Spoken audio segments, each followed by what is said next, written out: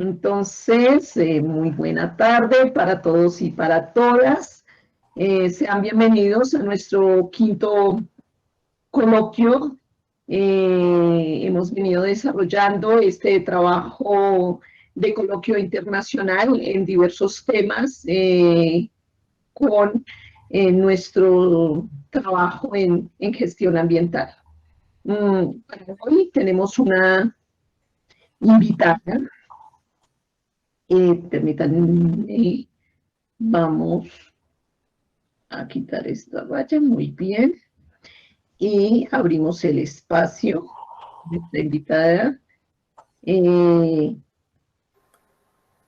Bonilla Caballero es ingeniera ambiental, egresada de la Universidad de EXI, universidad con maestría en la Universidad de Buenos Aires, en la UBA, magíster en gestión del agua de allí, de la Universidad de Buenos Aires. Tiene un trabajo muy interesante que nos va a compartir en este espacio, que es su tesis de grado en evaluación de la disponibilidad y la calidad del agua en las poblaciones rurales de Santiago del Estero y Chaco, profesional de investigación de la calidad del agua, Cava, Argentina.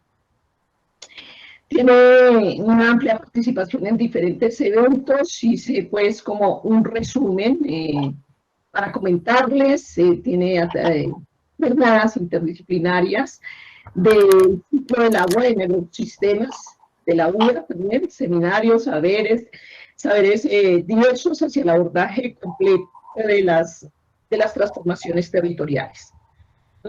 Tiene también una experiencia laboral que se resumió, tiene ahí entre otros estudios, un trabajo en misión con la Fundación de Aguas, en un proyecto donde se desarrollaron estrategias para apoyar acciones comunitarias por el agua, capacitando y generando involucramiento y participación colectiva para un cambio social. Productivos para el programa de investigación también, manejo de la cobertura vegetal urbana como estrategia de adaptación al cambio climático con la Sociedad de Agricultores de Colombia, también con el Ministerio de Ambiente y Desarrollo Sostenible, apoyando la coordinación sobre monitoreo, evaluación, sistematización y ejecución de las actividades previstas. Con la FAO, Organización de las Naciones Unidas para la Agricultura y la Alimentación, entre otros. Así que yo no espero haber hecho correctamente la presentación. Le damos la bienvenida a nuestra universidad de Ingeniería Ambiental, con todos nuestros estudiantes, docentes y demás invitados que nos acompañan. Muchas gracias, Amparo.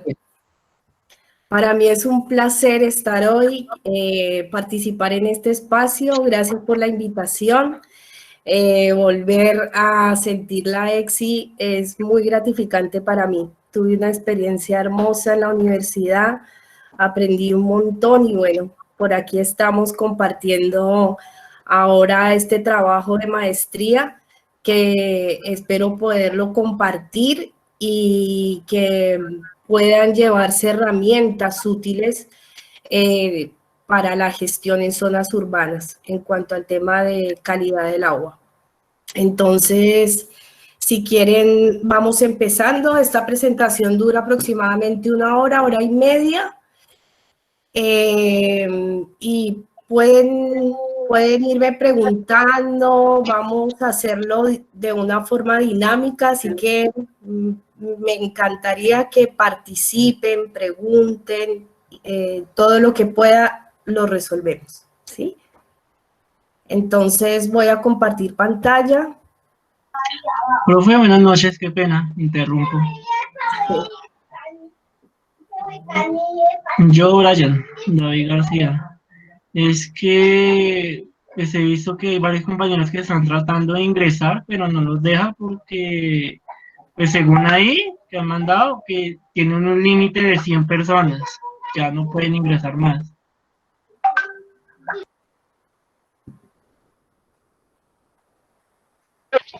Ya hay una revisión mientras Jenny nos comparte la presentación y yo voy revisando esta parte de los compañeros que no han podido ingresar. Gracias.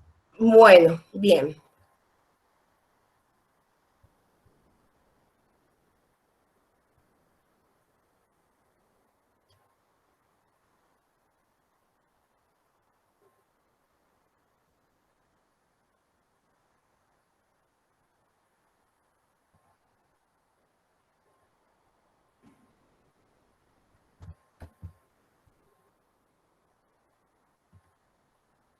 Como voy a compartir pantalla, es muy probable que no vea los comentarios ni las preguntas que van haciendo.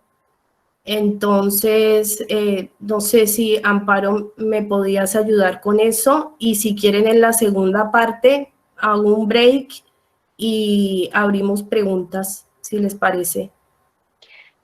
Sí, yo creo que abrimos un espacio, tú nos indicas en qué parte abrimos el espacio, habrán algunas preguntas por escrito y otras que pueden abrir el micrófono, entonces yo creo que podemos hacerlo esto con gusto de color. Aclaro para nuestros asistentes, estoy compartiendo el formato de asistencia a través del Meet. Recomiendo por favor para que vayan llenando sus datos. Muchas gracias.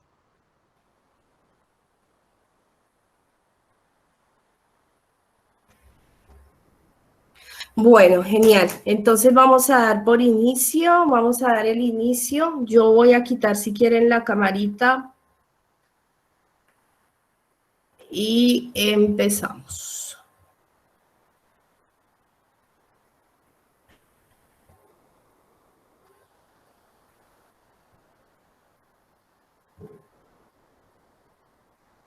¿Ahí todos la ven bien, la presentación? Sí, señora. Sí, Sí, señora. Sí, se ve bien. Bueno, perfecto. Entonces comenzamos. El título de esta presentación es Gobernanza del agua, estudio de caso, investigación de la evaluación y la disponibilidad del agua en 2 poblaciones rurales del Chaco y Santiago del Estero. Entonces vamos con una introducción muy rápida. El agua en el mundo y en América Latina. Entonces, como todos sabemos, el agua en el planeta es la sustancia más abundante. Solamente el 2,5% es agua dulce, del cual el 1% está concentrada en lagos, ríos y atmósfera, el 30% en acuíferos y un 70% en glaciares y capas polares. El agua es un derecho, ¿sí? Y es un derecho fundamental. Y siendo un derecho, más de 2 millones de personas se ven afectadas por la escasez en más de 40 países y por la dificultad al acceso a un agua potable segura, ¿sí? ¿Cuáles son estos factores que incrementan la variabilidad del recurso? Entonces, por ejemplo, tenemos la ubicación geográfica, la variabilidad hidrológica natural, sequías e inundaciones referidas a cambio climático, la degradación del ambiente y reservas hídricas por contaminación, la desigualdad en el sistema de distribución de los recursos humanos y la ineficiente planificación de políticas económicas. Estos factores influyen en esta variabilidad.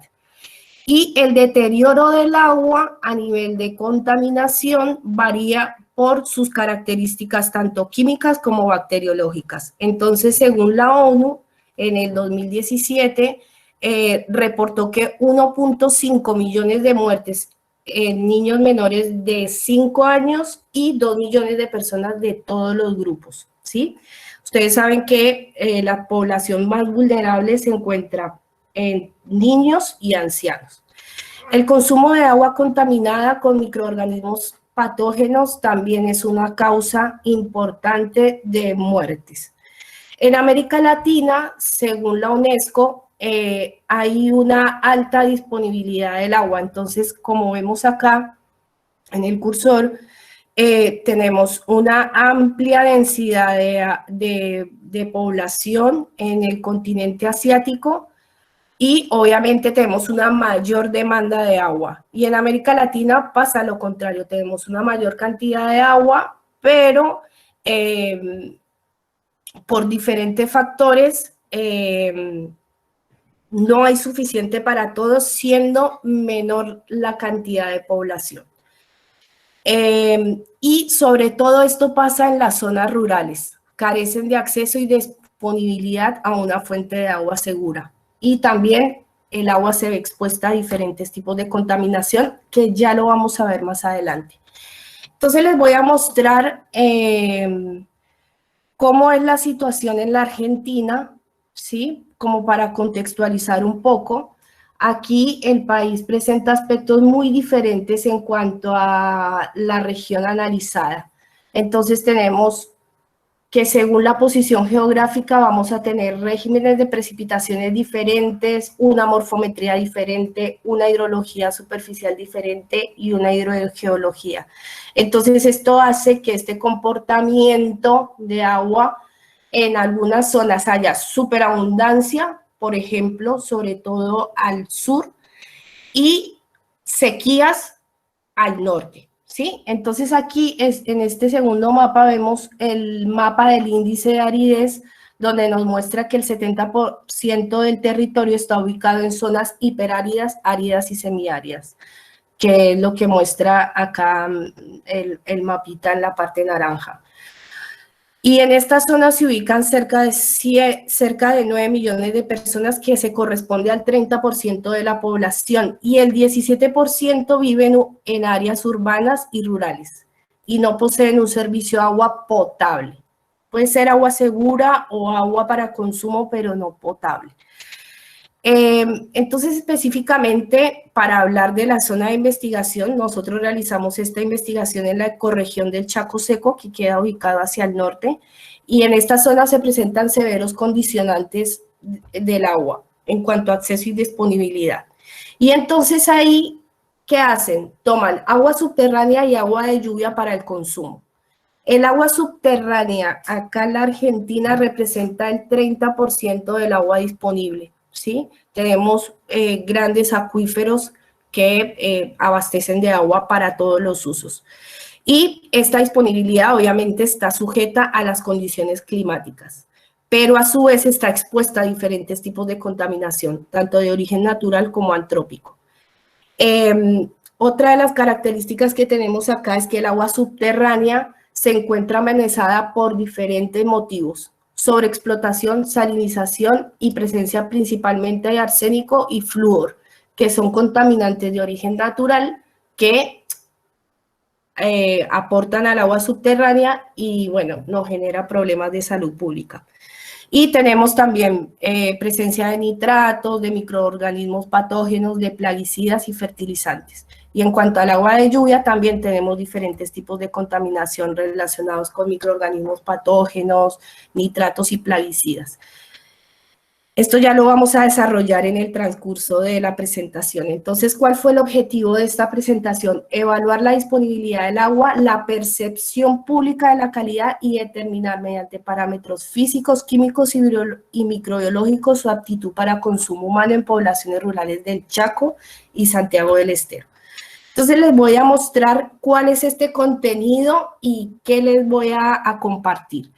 Lo primero es la introducción, que ya la acabamos de hacer. Les mostré el contexto general. Segundo capítulo y quinto capítulo, voy a mostrarles el análisis cualitativo y cuantitativo de la oferta y la demanda de agua. Les compartiré también el análisis de la calidad del agua para consumo, el análisis de la percepción del riesgo para la salud a partir del agua que consumen las familias rurales y unas conclusiones finales que tienen estrategias de gestión a nivel rural. Este contenido es el mismo para el Chaco y para Santiago del Estero. Por eso les hablo de dos partes. Entonces vamos a ver primero la primera parte y luego, como es tanta información, resolvemos algunas dudas y seguimos con la misma metodología con Santiago del Estero. El Chaco, entonces, donde hicimos la investigación en el departamento Almirante Brown, en las localidades de Pampa del Infierno y Los Frentones. Acá les voy a mostrar un mapita donde se encuentra el Chaco hacia el norte. Yo estoy ubicada acá en Buenos Aires. Entonces, bueno, hacíamos todos estos viajes a esta zona para hacer todos los trabajos que ya les vamos a mostrar. Y acá, este es el departamento del Chaco y aquí los puntitos amarillo, azul y rojo, vemos los parajes donde se desarrolló la investigación. Todo lo que está en azul es el departamento Almirante Brown. Entonces, esto se realizó en los parajes Palo Blanco, paraje Pampa Grande y paraje Pampa El Moyal en la localidad de Pampa del Infierno. Entonces, vamos a hablar de cómo hicimos y lo que quiero que no solo es mostrar este trabajo como un trabajo más, sino que de acá pueden llevarse ideas interesantes para o la metodología de trabajo que puede servir para replicar en cualquier zona, ¿sí? Entonces, lo primero que hicimos con toda esta información fue hacer un análisis cualitativo y cuantitativo de la oferta y la demanda de agua. Entonces, en el diseño de la investigación utilizamos tanto datos duros y también hicimos un diagnóstico participativo, ¿sí? Entonces, en el análisis de la oferta, hicimos un análisis de datos meteorológicos mensuales y anuales de precipitación y de temperatura, teniendo en cuenta una serie de 20 a 30 años, ¿sí? De estaciones meteorológicas cercanas a la zona de investigación. Y también lo cruzamos con un análisis de mapas que se encontraban en diferentes páginas especializadas en realizar este tipo de análisis. Y el análisis de la demanda lo hicimos a través del diagnóstico participativo, en donde hicimos encuestas, entrevistas y visitamos a cada una de las familias, es decir, observación directa, y hicieron parte de esta investigación 44 familias durante los meses de abril y mayo del año 2017. Entonces, ¿cuáles fueron estos resultados de la oferta? La oferta es... Quisimos analizar cuál era la disponibilidad en cuanto a precipitación y temperatura del agua que hay tanto para recarga de los acuíferos como para la recarga también de los aljibes, porque como ya lo dijimos anteriormente, las personas tomaban el agua de lluvia. Entonces, a nivel climático, hicimos un análisis de precipitación anual teniendo en cuenta un periodo de 20 años, del año 1997 al 2017, y si ustedes se fijan acá en las barras, vemos cada uno de los años y cuál era el promedio anual de precipitación. Entonces, ¿qué nos quiere decir este gráfico? Que presenta una alta variabilidad, pasando de estadios muy secos a estadios muy húmedos. Tenemos un promedio de precipitaciones anuales de 897 milímetros. Y este comportamiento es muy propio de zonas áridas y semiáridas, que es algo un poco diferente al comportamiento que tiene el régimen de precipitación en Colombia. Y en cuanto a las precipitaciones mensuales promedio, tenemos este análisis que lo hicimos también con una serie de 1997 a 2016, y acá promediamos todas las precipitaciones de todos los eneros, de todos los febreros, los marzos, abril, mayo, todos los meses, y des en cuenta que la distribución es marcadamente estacional. Entonces, al contrario de Colombia, aquí tenemos que la mayor precipitación se presenta en los periodos del verano, empezando la primavera y el verano, ¿sí? Y las menores precipitaciones las tenemos durante el invierno, ¿sí? Entrado el otoño, invierno y a finales de la primavera. De mayo a septiembre disminuyen los valores. Si se dan cuenta, tenemos valores mínimos de 30 milímetros de agua. Entonces, esto fue un primer análisis que ya les voy a mostrar cómo lo cruzamos. Y en cuanto al análisis de la demanda, entonces, ¿qué hicimos? En la encuesta tomamos en cuenta las características de las fuentes, entonces, de dónde toman el agua, si es de pozo calzado, si es de perforación, cuál es la profundidad de estos pozos, cuál es la capacidad del almacenamiento, dónde almacenan las personas el agua, cuál es el estado de preservación, cuáles son las distancias de la fuente al hogar. Y en cuanto a las características de la demanda, ¿qué quiere decir esto? Es las personas al interior del hogar, cómo están demandando este recurso, ¿sí? ¿Cuánta agua necesitan para el consumo? Entonces hicimos un análisis de la composición del núcleo familiar, un análisis del consumo y los usos del agua y un análisis de la duración del agua durante el año, ¿sí? Entonces, en cuanto a las características de la fuente que encontramos que el 50% de la población toma agua de lluvia y agua subterránea. Un 45% solamente toma agua subterránea durante todo el año y un 5% solamente depende del agua de lluvia, ¿sí? En cuanto a las profundidades, entonces aquí vamos a hablar un poquito de los acuíferos. Ustedes saben que los acuíferos tienen diferentes capas. Bueno, aquí las personas toman el agua del acuífero libre, ¿sí?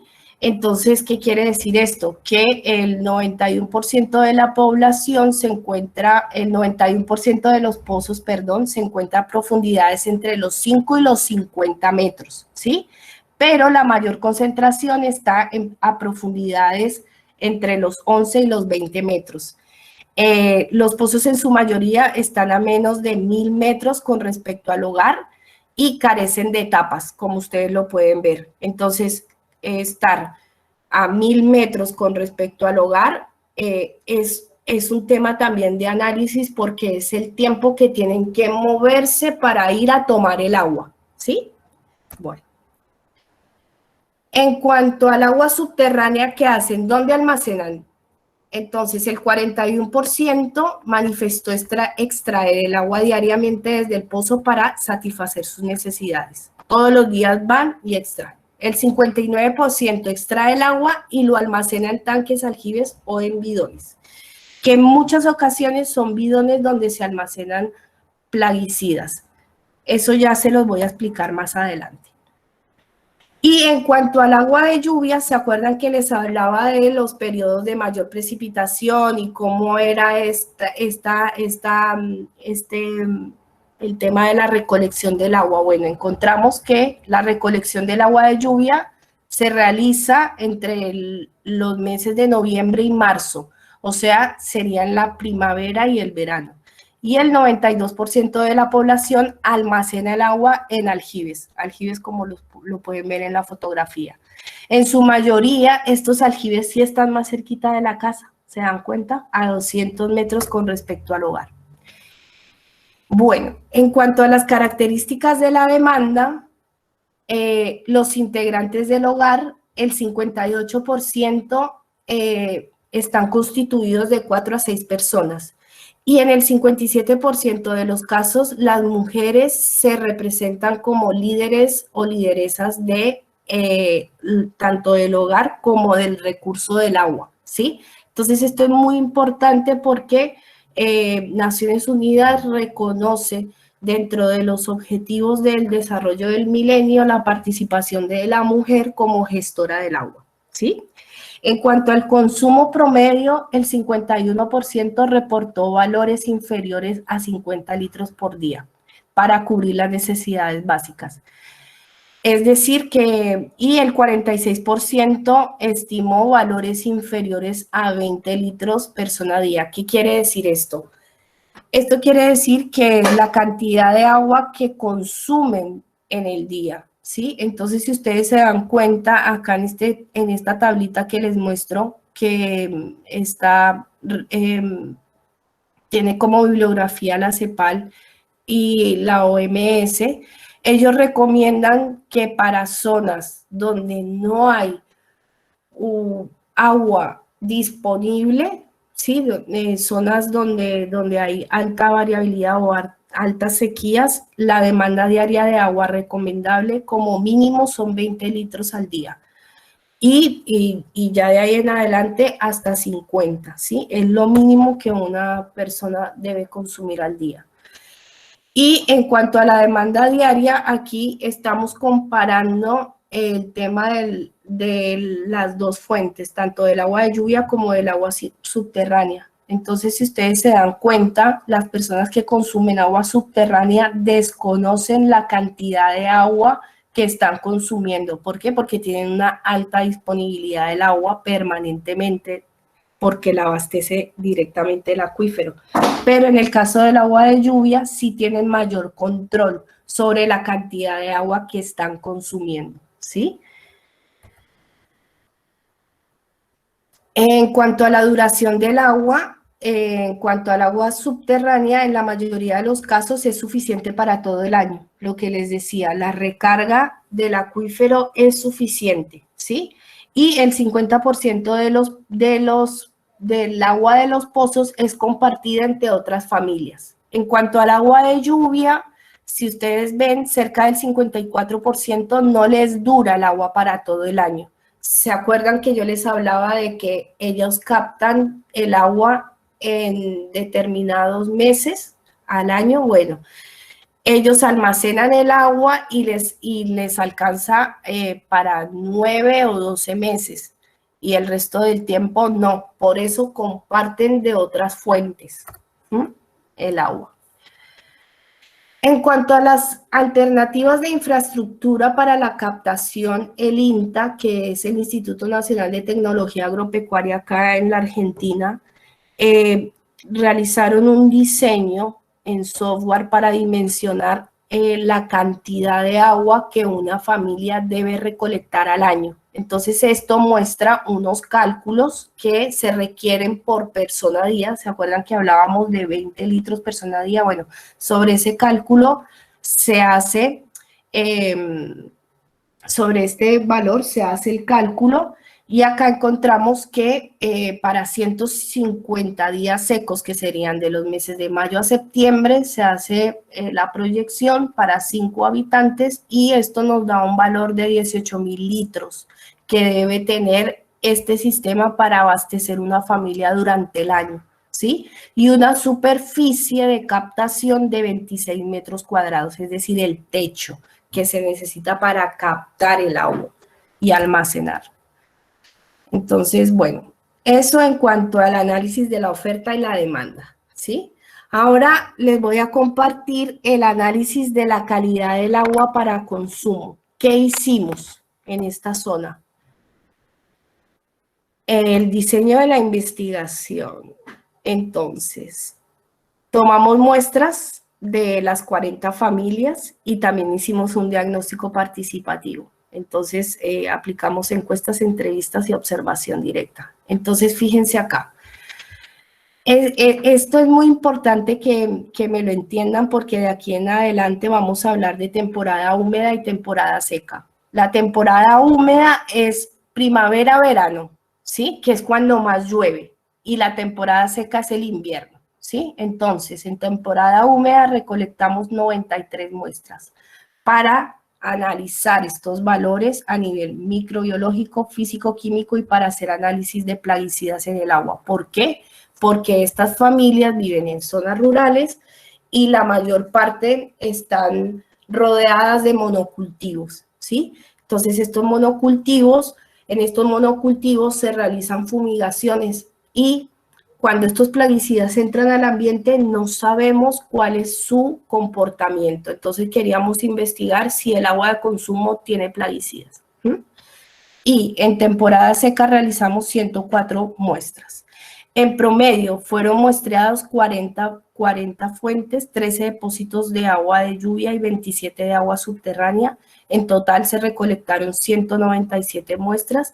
Y bueno, aquí el cuadrito ya les conté la distribución. Entonces, en cuanto a parámetros físicos y químicos, ¿qué hicimos? Analizamos 17 parámetros según la metodología APA y los límites acá están establecidos por el Código Alimentario Argentino, que es la normativa que nos dice cuáles son esos límites máximos que debe tener el agua para consumo, ¿sí?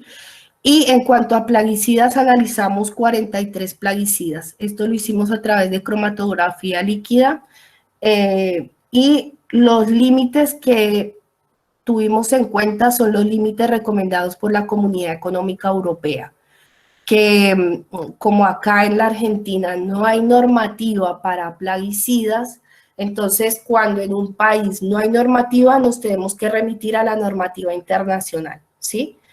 Y aquí los parámetros son de 0,1 microgramos sobre litro para plaguicida individual y 0,5 microgramos por litro para plaguicidas totales. En cuanto a las características microbiológicas, tuvimos en cuenta las recomendaciones del Código Alimentario Argentino, que son 4 características que debe cumplir el agua para consumo. ¿Cuáles fueron estos resultados del análisis de la calidad del agua? Acá no les voy a mostrar todos porque se nos alarga mucho la presentación, pero les voy a mostrar los resultados más relevantes, ¿sí? Que determinan la calidad del agua para consumo. Entonces aquí hay que tener en cuenta un parámetro importante que sería los sólidos disueltos totales, ¿sí? Acá hicimos un análisis por cada una de las temporadas para agua de lluvia y agua subterránea y el parámetro nos indica que si es menor de 300 miligramos sobre litro, el agua es de excelente calidad para consumo. Entre 300 y 600 adecuada, entre 600 y 900 pobre, entre 900 y 200 miligramos inaceptable y mayor a 1200 es inaceptable. No se puede tomar. Entonces, en agua de lluvia para las dos temporadas, el agua es de palatabilidad excelente, o sea, el agua de lluvia es casi que un agua destilada, así que carece de estas sales, de esta concentración de sales. Y en cuanto al agua subterránea, que sí tiene más contenido de sales o de sólidos disueltos, encontramos que el valor medio fue de 1.275 miligramos sobre litro. Esto quiere decir que tiene una palatabilidad inaceptable y la mayoría tiene palatabilidad pobre o inaceptable. Y en la temporada seca se clasificó como palatabilidad adecuada o pobre. Y también encontramos una correlación entre la profundidad y los sólidos disueltos, ¿sí? Es decir, la profundidad del pozo de donde se está obteniendo el agua. En cuanto al arsénico, que el arsénico es un metaloide que genera unos problemas de salud pública, acá se llama hidroarsenicismo crónico regional, directamente si supera los límites que establece la norma del agua, no es apta para consumo. Se encontró que el 80% de las muestras están contaminadas con arsénico, sobre todo en temporada seca. Y se preguntarán, bueno, ¿y por qué en temporada seca? Porque según lo que hemos analizado, encontramos que en temporada seca los acuíferos tienen menor cantidad de agua, por lo cual hay una mayor disolución de arsénico, de sales y de lo que contenga el agua. Y en temporada húmeda tenemos una mayor disolución y encontramos que el 36% de las muestras está contaminado. Siempre tomamos el agua del mismo punto. En cuanto a plaguicidas, encontramos que en el 91% de los casos se realizan aplicaciones. Se realizan estas pulverizaciones a través de avioneta y de maquinaria agrícola y esto se realiza de 1 a 5 veces al año, sobre todo en el verano, ¿sí? En total se detectaron en las 2 temporadas para las 2 fuentes 37 plaguicidas, o sea, eso quiere decir que encontramos plaguicidas en el agua de consumo. Encontramos 16 herbicidas, 11 insecticidas, 6 fungicidas y 4 metabolitos de descomposición. Acá, esta tabla parece agresiva, pero no lo es. Es sencilla, se las voy a explicar. Temporada húmeda, temporada seca, ¿sí? Estos son los herbicidas y los fungicidas que encontramos en el agua de consumo y lo que está en rojo es la frecuencia de aparición, es decir, cuántas veces apareció ese plaguicida en las muestras que tomamos, ¿sí? Entonces, en las 2 temporadas, como les dije, se encontró presencia, 10 en temporada húmeda y 8 en temporada seca. Esto es resumido lo que muestra el cuadro. En cuanto a la concentración máxima de plaguicidas, ¿se acuerdan que había un límite máximo que nos indicaba la Comunidad Económica Europea? Bueno, ¿cuáles de esos plaguicidas superan este 0.1 microgramos sobre litro? Entonces están el diclosulan, el glifosato, el 2,4-D, el carbaril, el AMPA, el ATZOH. Entonces el AMPA, ahí yo les voy a dar un ejemplo para por ahí para explicarles un poco la terminología. El AMPA, bueno, el glifosato es un herbicida, ¿sí? Y una vez sale al medio ambiente, este glifosato, bueno, hace la acción que tenga que hacer y actúa como herbicida, pero luego sus residuos quedan en el ambiente. Y se va descomponiendo ese glifosato. ¿En qué se descompone? En AMPA. Entonces, eso es lo que llamamos metabolito de descomposición. ¿Qué pasa luego de que se aplica una sustancia y cómo se comporta? Entonces, se aplica una sustancia y luego queda otra.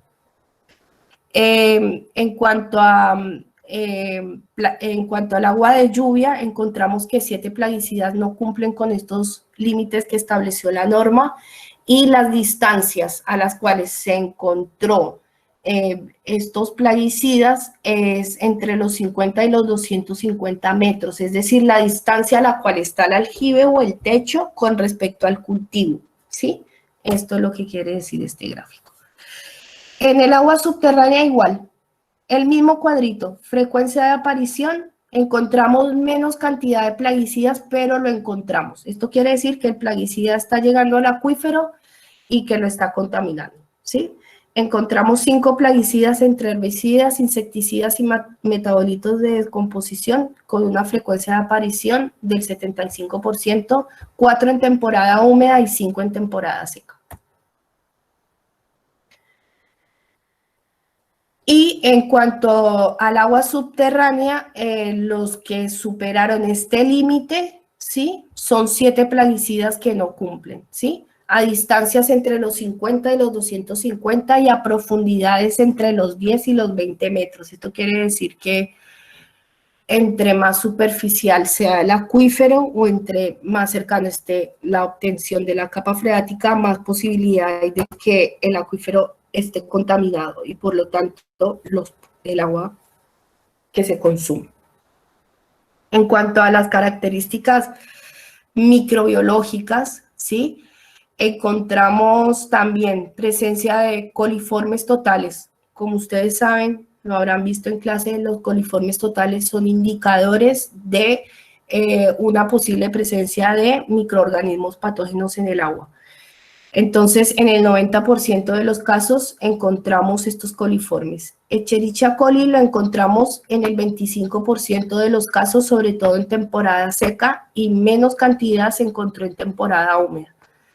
¿Se acuerdan que habíamos hablado de que los pozos no tienen tapa, que no se realiza una adecuada limpieza de estos contenedores donde se almacena? Y en muchas ocasiones esta es la apariencia del agua que las personas consumen, ¿sí?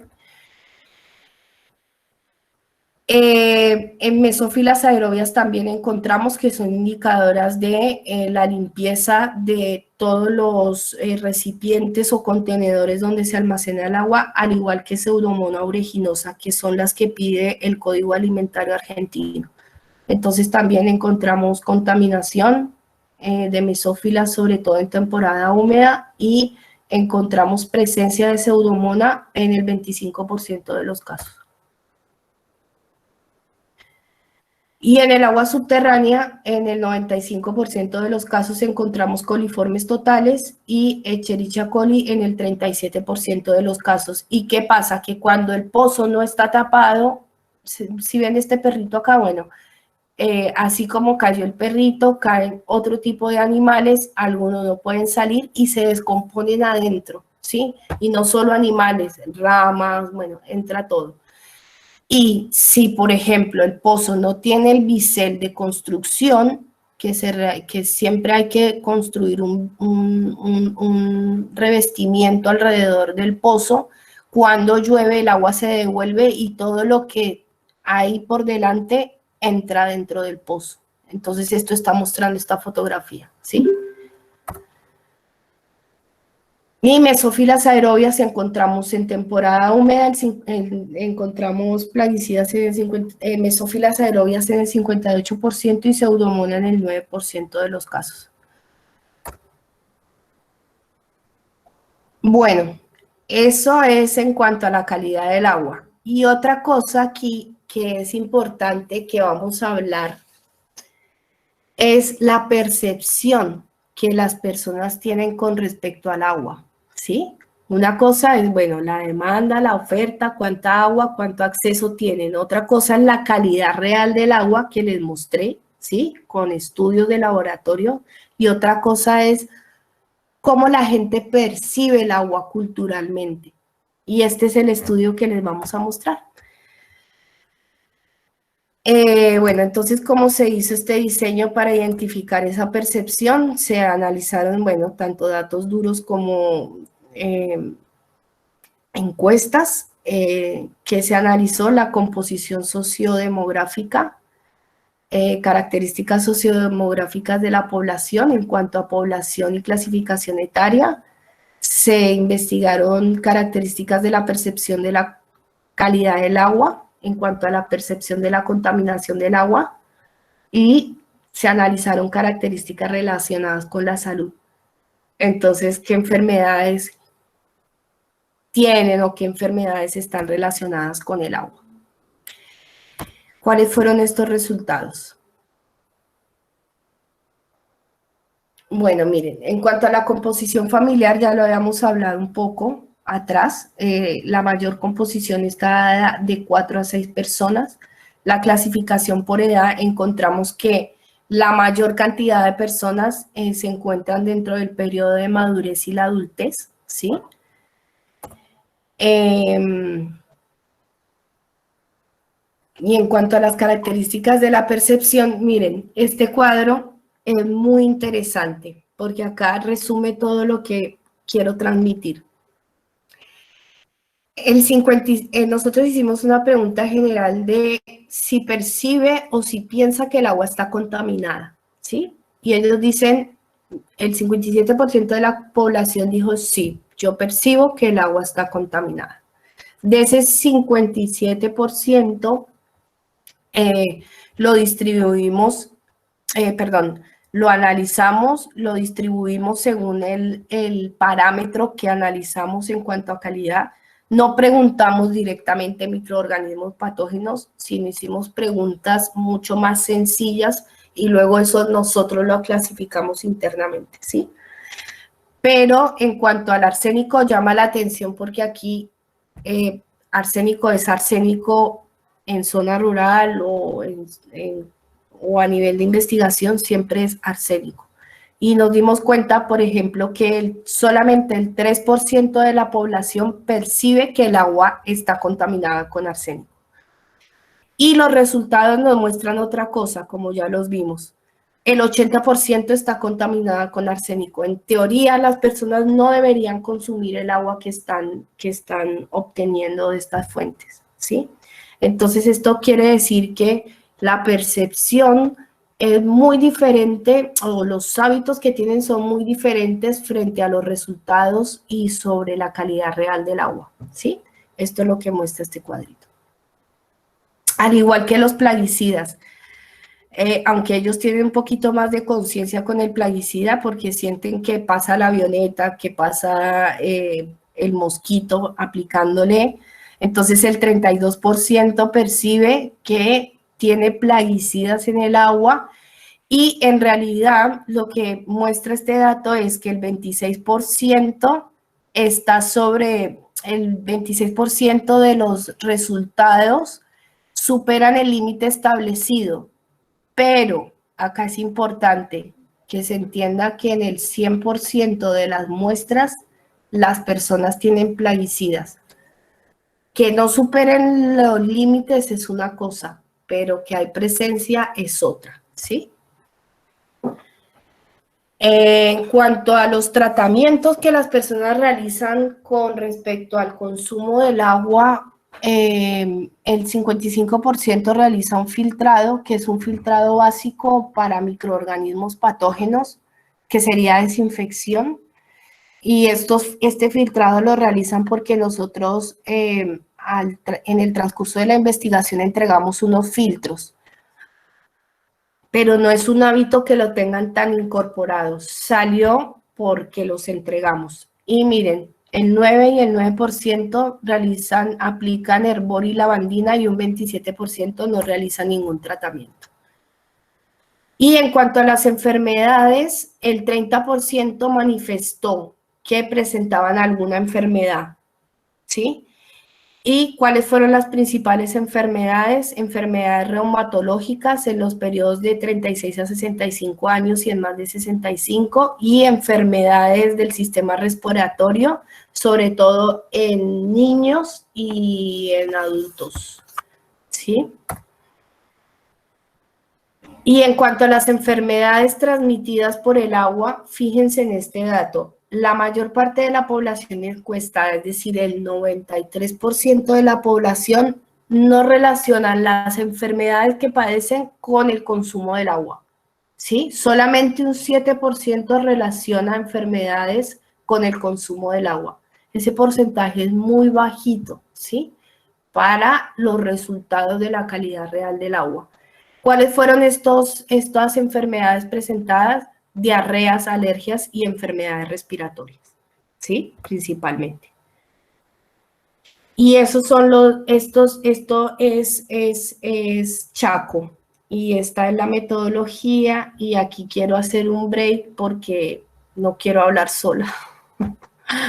Así que bueno, abro micrófono, me pongo en cámara.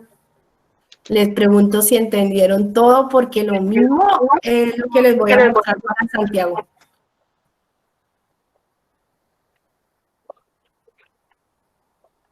Bueno, entonces, Yanida, aquí podríamos entrar ya pueden hacer algunas preguntas para los participantes. Y si no se animan y están muy tímidos, o si fui muy rápido, díganmelo.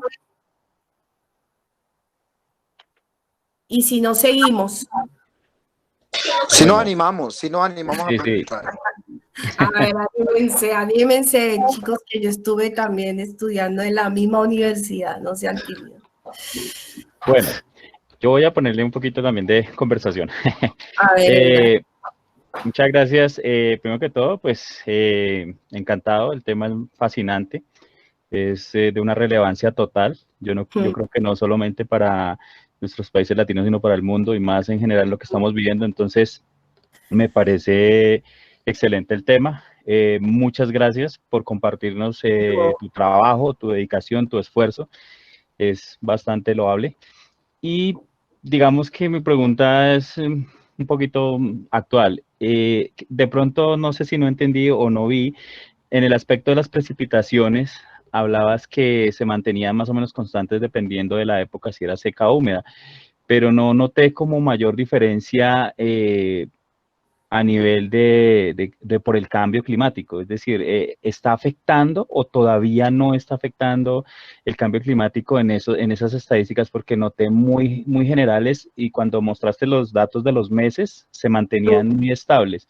Entonces, sí. digamos que mi pregunta es esa: ¿afecta o todavía no hay una percepción de pronto por ser el sur, el polo, la cercanía al polo? O sea, ¿afecta o no afecta todavía? Aquí afecta, sí, pero no afecta de una forma tan fuerte como afecta a los países del trópico. Pero si tú te das cuenta, por ejemplo, acá, yo lo voy a mostrar un poquito, en cuanto a los periodos de cuando mostré el anual, la precipitación anual, ahí la ven.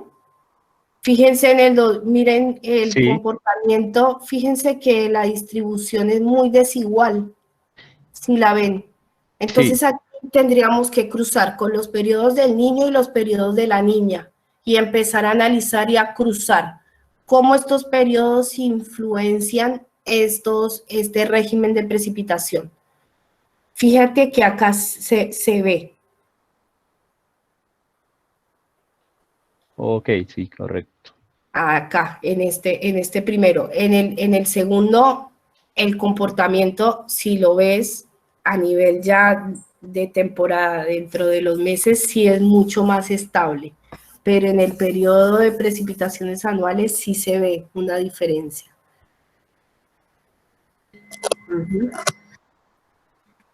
Correcto, muchas gracias. No, por favor. Yo tengo otra preguntita. A ver, Luis Felipe, pregunte. Tú que tienes la idea de Colombia y Argentina, digamos, ¿los límites que manejan cada nación son parecidos o hay una variación entre los dos? ¿De la calidad del agua? Sí, para el consumo. Mira, hay una cosa importante y es que la OMS es la que realiza un estudio y la OMS tiene un estudio donde ella sugiere los límites que los países deberían cumplir, ¿sí? Entonces, ¿qué hace la OMS? Hace unos estudios en animales, en personas y publica, ¿sí? Entonces, él pone unos límites y los sugiere para cada uno de los países. Y cada país elige, a partir de algunos estudios que haya realizado, cuáles son esos límites que debe tener. Entonces, habría que entrar a revisar si los límites que establece cada uno de los países, en este caso Argentina y Colombia, son similares o no. Pero se hace a partir de estas recomendaciones que realiza la OMS. No sé si alguien de acá, algún profe que enseñe la calidad del agua, haya visto que varían mucho entre los dos, según la normativa. No. Jenny, Yo disculpa, tengo una pregunta. pregunte. Quisiera saber por qué trabajaste en este tema y cómo sirve para tu desarrollo profesional. A mí me gusta, siempre me gustó el agua en la universidad. No sé si conocieron un profe que se llama Julio Ramírez. Con él hice una tesis en la técnica y hice una investigación en cuanto a agua para riego en zonas rurales. Y ahí como que me enamoré del agua, siempre me gustó. Y bueno, ya acá tuve la oportunidad de trabajar con el agua y en paralelo hice la maestría. Y acá trabajo en una fundación que se llama Fundación Aguas y hacemos investigación y me gusta mucho trabajar la parte social. Es decir, que lo que uno hace no sea solamente como para interés personal, sino que también a partir del conocimiento uno pueda compartirlo con la comunidad y apoyarla. Eso me parece muy atractivo, me gusta y bueno, es a lo que me dedico y bueno, he tenido la suerte de poderlo hacer. Ah, vale, muchas gracias. Gracias. Buenas noches. Una pregunta escrita, permítame un segundito, Lady, y ya te damos la palabra.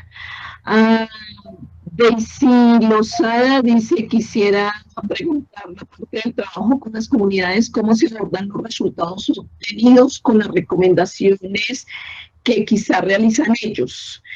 Y Jonathan dice que sucede cuando un animal cae a un pozo subterráneo y se descompone, ¿qué medidas toma la comunidad? Bueno, y luego sí, ya sigue Lady. Gracias. Bueno, bien. A ver, la primera pregunta es, buenas noches, no sé si está relacionado, pero quisiera aprender.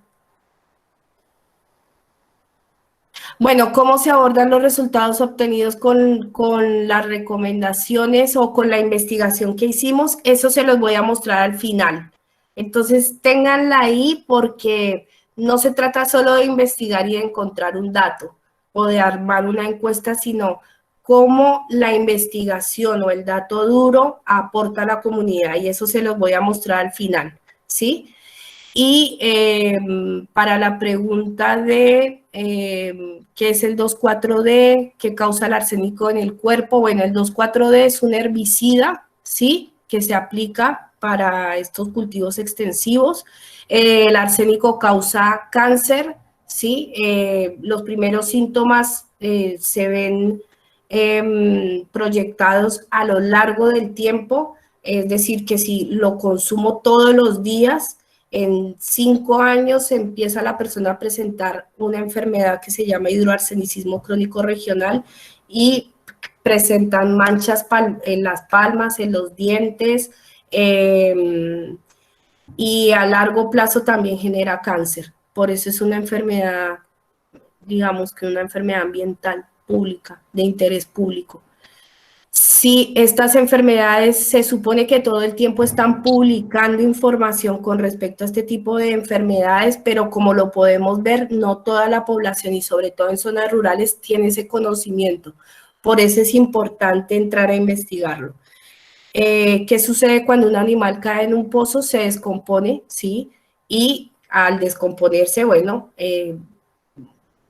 nos muestra dentro de los análisis, por eso nos muestra contaminación por microorganismos patógenos, nitratos, todo lo que es amonio, nitratos, nitritos, todo esto viene a partir de esta descomposición que hace que el agua no sea apta para consumo. Eso pasa. ¿Qué medidas toma la comunidad? Bueno, en muchas ocasiones las personas no lo saben y por eso intuyen y sacan algunas cosas, pero no es que lo tengan muy presente, ¿sí? El gobierno, ¿qué hace? Y bueno, ¿qué te digo? Hace lo que puede. Ya les voy a mostrar más adelante qué pasa en Santiago del Estero. Y bueno, vamos con Lady. Buenas noches, Denit. Agradezco la información, agradezco la oportunidad que nos brindas para de pronto abrirnos un espacio en el cual nos muestres de pronto lo que decía en algún momento una docente, demostrarnos que no, que la investigación no es algo ajeno a las personas, no es ajeno a que cualquiera de nosotros lo podamos realizar. Y mi pregunta es, ¿por qué motivo o cuál es la razón que te hace trabajar con esa población en específico? ¿Qué te mueve? Si bien en las clases hemos visualizado que siempre las investigaciones es por un movimiento, por algo que uno siente, por algo que uno quiere aprender o quiere conocer sobre una población en este caso, y por qué razón tú comenzaste a trabajar con esa población y no con otra de pronto de Argentina, y por qué con estas dos poblaciones en específico. Esa es como mi curiosidad. Bien, listo, la curiosidad está y es totalmente válida. Mira, lo que nos movió mucho fue cuando yo entré a trabajar a la fundación, no era fundación, era un proyecto, ¿sí? Era un proyecto derivado de otra fundación que se llamaba Fundación Huerta Niño. Y empezamos a investigar cuáles eran las problemáticas más sentidas en zonas rurales. Y por eso empezamos a trabajar en este tema y encontramos estos problemas, ¿sí? Simplemente quisimos investigar sobre cuáles eran las problemáticas y esto fue lo que encontramos. ¿Y por qué en estas zonas? Porque eran las zonas donde trabajaba la fundación. Y por otro lado, el INTA, como la fundación trabajaba de mano con el INTA, había una preocupación también a nivel técnico y era los plaguicidas en el agua de consumo. Entonces, por eso elegimos estas poblaciones que vivieran cerca a monocultivos, que tomaran el agua directamente, tanto de agua subterránea o agua de lluvia, que tomaran el agua y que se vieran afectados por plaguicidas. Entonces, escuchábamos que habían casos de personas que habían fallecido por plaguicidas, entonces como que quisimos investigar qué pasaba con esto. Esa fue la inspiración, así fue como llegamos a estas zonas. En Santiago del Estero llegamos por el INTA y en el Chaco llegamos porque había una relación previa con la Fundación Huerta Niño. Luego, con el tiempo, a partir de estos resultados de la investigación y de investigar varias líneas, el año pasado nos constituimos como Fundación Agua. Esa es la historia. Listo, muchísimas gracias, Denise. Feliz noche. Bueno, entonces vamos a seguir, ¿sí? Me parece que hemos despejado varias dudas y que eso va a permitir que vayan asentando un poco más, si están de acuerdo, ¿sí? Sí, tengo unas preguntas aquí, varias. ¿Vale? Bueno, Leímos hasta Juan Esteban Ausique, ¿qué tipo de tratamiento utilizan o recomiendan frente a los altos niveles de arsénico que favorecieran a las comunidades afectadas a ese tipo de contaminación de las aguas subterráneas? Bueno, A ver, la otra. en cuanto al arsénico, miren, el arsénico no es fácil de remover y sobre todo para áreas urbanas que, digamos que en zonas urbanas lo que pasa es que no hay asistencia gubernamental, ¿sí? Entonces las personas hacen lo que pueden y toman el agua de donde pueden, ¿sí? Entonces para estas zonas rurales la recomendación es, o el reto es encontrar un sistema de tratamiento sencillo que pueda utilizar cada familia. En grandes concentraciones urbanas, una planta de ósmosis inversa funciona muy bien, ¿sí? Un tratamiento físico-químico, bueno, con una planta todo funciona bien, pero a nivel rural, es decir, a nivel familiar, no. Entonces estuve investigando y encontramos un filtro que funciona muy bien. Es un filtro que parece un dispenser de agua y ese filtro tiene unas membranas y nos remueve muy bien el arsénico, ¿sí? Entonces nosotros como fundación ahora tenemos el reto de encontrar financiadores para poder llevar esos filtros a esas zonas rurales, ¿sí? Esa es la única forma. Hay otras formas, pero otra cosa es la adaptación de esta tecnología por parte de las familias, que tiene que ver con la concientización. Es decir, que si yo, por ejemplo, si soy una familia y siempre me acostumbré a tomar el agua, ¿por qué tendría que utilizar un filtro? ¿Sí? Entonces ahí también hay que medir otro tema que es la apropiación de la tecnología y ese es un reto para instituciones que realicen intervención en ese lugar, porque muchas veces uno lleva un filtro y las personas no lo utilizan, porque no son conscientes de la problemática que tienen. Entonces ahí es importante que cuando se entrega este tipo de tecnología también se cruce con información, con educación, para que las personas interioricen cuál es la problemática que tienen y se pueda llevar una solución y que la utilicen a largo plazo. Pero sí, la tecnología no, o sea, si ustedes investigan, hay tecnologías, ponele, recomiendan la utilización de puntillas, de esponjillas, ¿sí? Que tienen hierro para que este hierro pueda, digamos que, decantar todo el arsénico que hay en el agua. Pero no son tecnologías tan amigables como para que la gente las use. O si no, también han entregado tratamientos físico-químicos entregando sobrecitos con sulfato de aluminio. ¿Sí vieron ustedes en aguas? Tratamientos de agua, bueno, haciendo una prueba de jarras con diferentes concentraciones, pero el tema ahí es la apropiación por parte de la tecnología. Eso es, la única forma de hacerlo es a través de tecnología dura, no hay otra forma de remover el arsénico.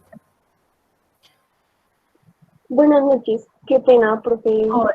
Amparo, lo que pasa es que yo había pedido la palabra por el chat después de Lady. ¿Puedo realizar mi pregunta? Bueno. Es una parte que me pasó que así, Vale, pues antes que nada, es muy gratificante el trabajo que han realizado, dado que el tema de aguas es bastante delicado y pues crucial para la vida. Y pues mi duda era algo sencillo y es a qué se debía que el E. coli tuviera baja presencia en temporada húmeda. Esto puede deberse a la temperatura, porque en temporada húmeda es verano, y el verano se alcanzan temperaturas hasta de 50 grados en estas zonas que son zonas secas, áridas y semiáridas. Nosotros lo relacionamos con la temperatura, a un mayor desarrollo. Pregunta de esta parte, de este primer corte, de Lorena Suárez, dice, buenas noches, para la parte del consumo de habitante por día, ¿qué método se utiliza? Y si se basa en ¿tiene alguna preferencia de algún tipo de legislación referente a la cantidad de habitantes en la zona o cómo se establece? A ver, no entiendo muy bien la pregunta, ¿me la puedes repetir, por favor? Yo creo que son tres. Es que se escucha un poco entrecortado, eso es lo que me pasa. Dice que si para la legislación, bueno, para la parte del consumo de habitante por día, ¿qué método se estableció? Y sí, básicamente esa es la pregunta de Simplemente nosotros armamos una pregunta que nos digan cuántos litros de agua consumen al día. ¿Sí? ¿Cuántos litros de agua se consumen? Con esa pregunta ya hicimos la extrapolación a nivel familiar. Entonces, que las personas lo calcularan. Así fue como lo hicimos. Y las recomendaciones son las que sugiere la OMS y la OEPS, como lo mostré en el cuadrito. Eso se puede encontrar en bibliografía. ¿Qué dicen si seguimos? Ya, a mí me parece que ya con todas estas preguntas, ya tienen bien claro toda la investigación y va a ser más sencillo ahora que puedan entender Santiago del Estero y que puedan entender cuáles fueron las estrategias de gestión. Ya están muy bien. Así que, si les parece, continúo y dejamos otra apertura para el final de preguntas. Muchas de ellas se van a resolver con la segunda parte de la presentación.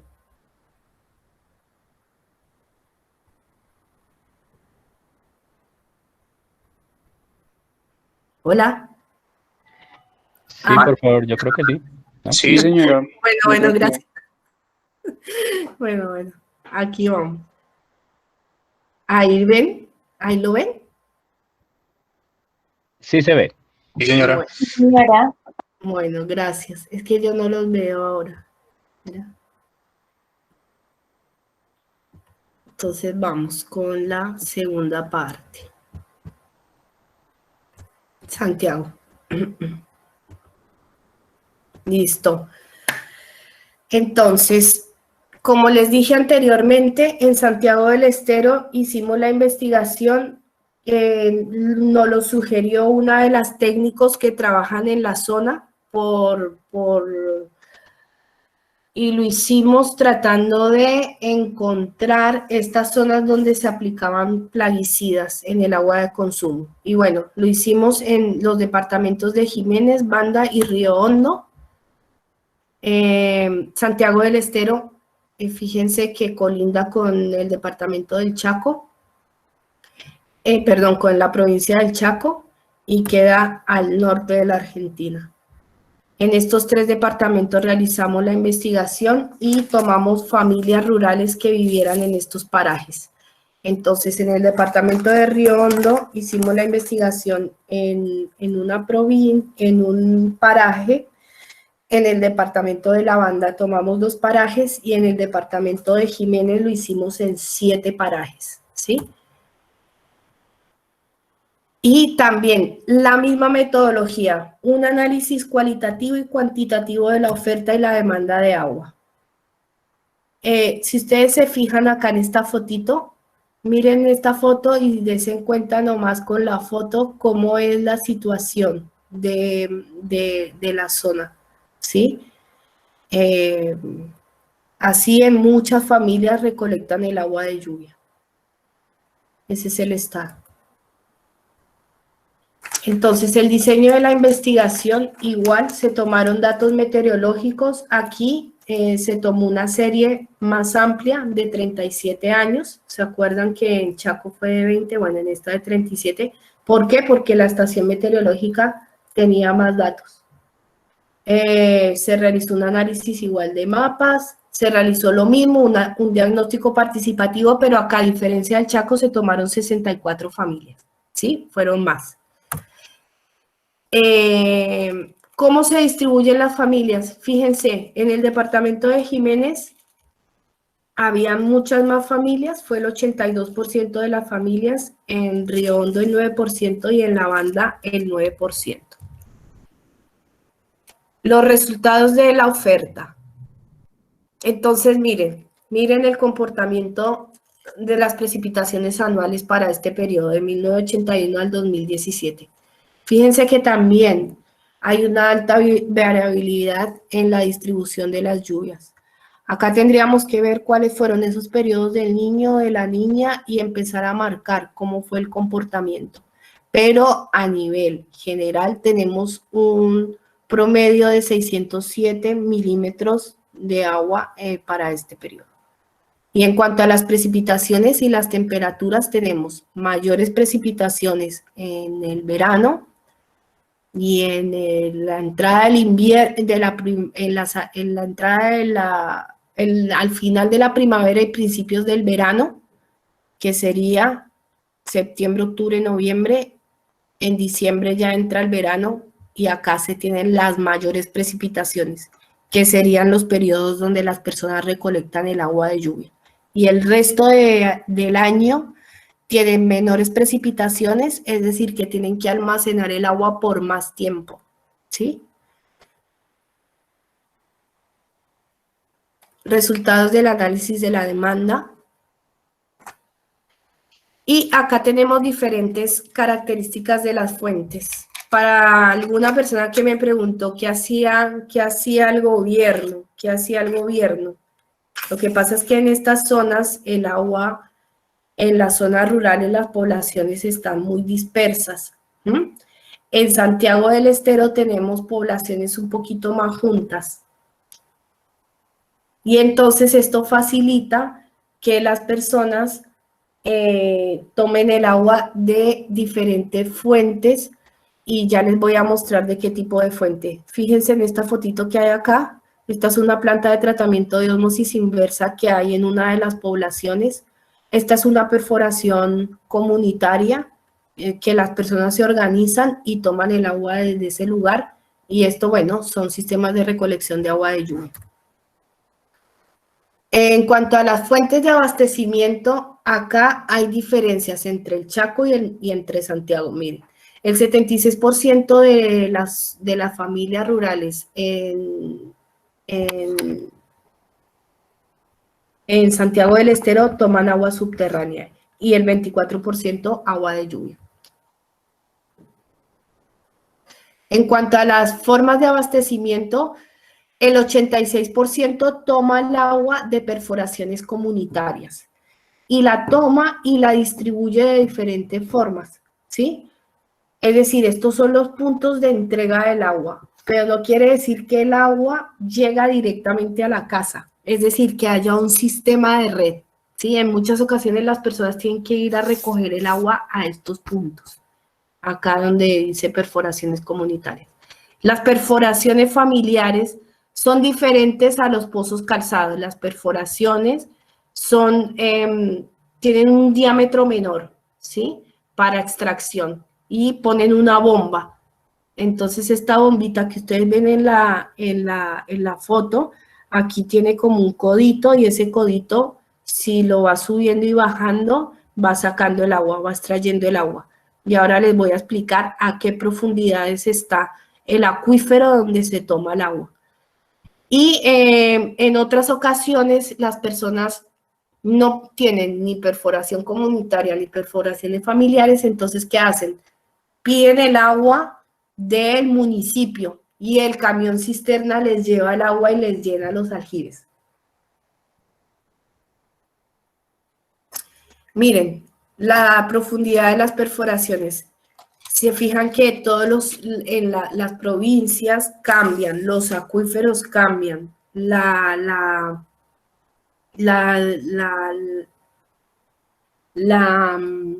agua disponible para obtención, por ejemplo, en el 63% de los casos, los acuíferos de la profundidad a la que se aprovecha el agua está entre los 90 y los 200 metros. Eso quiere decir que están en acuíferos confinados o semiconfinados, que es diferente al Chaco, que son acuíferos que están en la capa freática o acuíferos libres. El 19% los acuíferos están a profundidades entre los 200 y los 300 y a más de 300 metros el 9%. ¿Cómo supimos que estos acuíferos tienen esta profundidad? A través de preguntas que le hicimos a la comunidad. Es imposible que nosotros podamos llegar a medir esa profundidad, ¿sí?